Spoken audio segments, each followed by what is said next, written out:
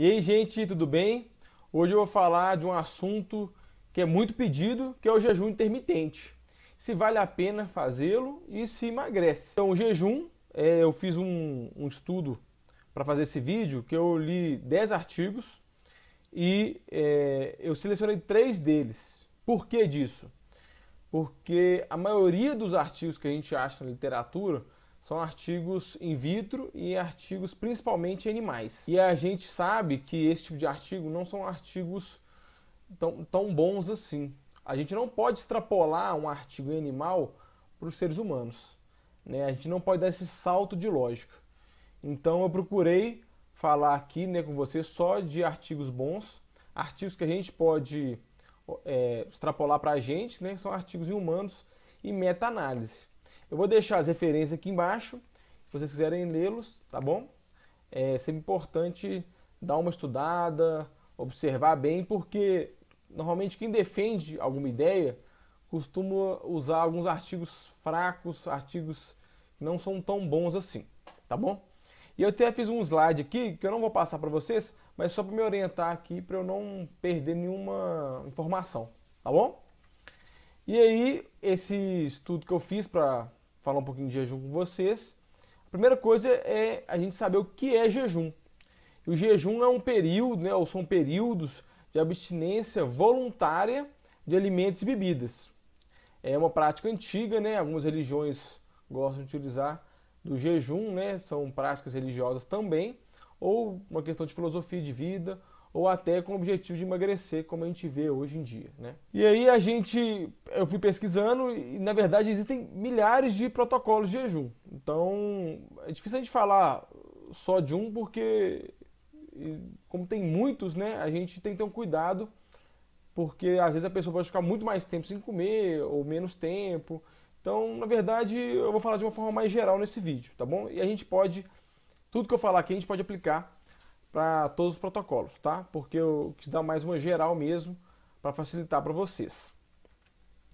E aí o que a gente vai achar é que os artigos que eu pesquisei, eles comparam normalmente o jejum com uma dieta de restrição calórica, né? Que é a forma mais correta de fazer. Então, se eu pego um indivíduo e coloco ele em jejum com uma restrição calórica e faço uma dieta com restrição calórica todos os dias. E o que todos esses artigos acharam, né, mostraram de evidência para a gente? Eles mostraram que não deu diferença nenhuma você fazer uma dieta com restrição calórica todos os dias, né, comendo todos os dias, normalmente, e do que você fazer um jejum. Então, dessa forma, gente, se o seu objetivo for emagrecer, né, o jejum não é melhor do que nenhuma outra dieta com restrição calórica para emagrecer. Tá? Então saiba que não existe nenhum milagre em fazer o jejum. Agora, algumas pessoas, né, os estudos mostram isso, que algumas pessoas se sentiram melhor fazendo jejum, mas a maioria das pessoas achou uma estratégia difícil de manutenção, né, a longo prazo. Isso os artigos falam isso pra gente. E o porquê disso? Porque vamos supor, você está fazendo um protocolo de jejum que você fica 12 horas sem comer, né? E aí cai num sábado que tem uma festa. E aí você não vai poder comer nada na festa. Então isso é um pouco difícil da gente lidar, né? Então talvez para o seu dia a dia você utilizar o jejum seja bem difícil, tá bom? Então a manutenção de uma dieta em jejum pode ser mais difícil. Agora, se a gente for observar, o jejum também pode levar a uma deficiência de micronutrientes, né? Por que disso?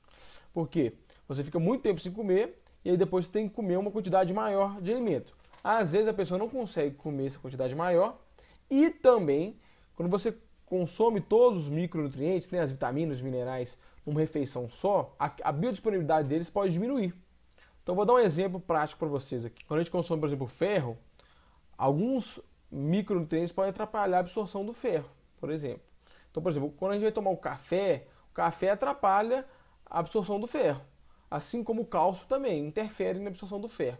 Então, se você não consome nada durante um bom tempo e consumir uma refeição com todos esses minerais, por exemplo, que você precisa, talvez no futuro você tenha uma deficiência de micronutrientes, tá bom? Eu não posso afirmar que isso vai acontecer, mas a possibilidade com que isso ocorra é maior se você faz um jejum intermitente. Então, de certa forma, gente, para a gente filtrar tudo, né, nesse vídeo, o que eu quero deixar para vocês é: o jejum pode ser uma estratégia de emagrecimento, sim, mas ela não é mais eficiente do que as outras estratégias. Pode causar algum transtorno alimentar, dependendo da pessoa, então a gente tem que ter um cuidado muito grande. Então nunca faça um jejum sem acompanhamento nutricional e também psicológico, que é importante. E você, tendo uma restrição calórica, você sempre vai emagrecer, independente de fizer jejum ou não. Claramente, o jejum não é uma estratégia para todas as pessoas, tá bom? Esses médicos, nutricionistas defendem que jejum é uma prática milenar, que ela é muito boa, e aí na verdade eles começam a citar alguns artigos sem relevância, ou às vezes não citam nenhum artigo. A gente tem que tomar muito cuidado com isso, porque às vezes eles estão querendo vender um produto para vocês, tá bom? Então é isso aí, gente, mais um vídeo aqui no canal, falando um pouquinho mais sobre essas dietas da moda, né, que é o jejum, por exemplo, e nos próximos vídeos eu também vou falar um pouquinho mais de outras dietas da moda que as pessoas costumam fazer sem pesquisar, sem estudar. Se você gostou desse vídeo, deixa o like, se inscreve no canal e até mais.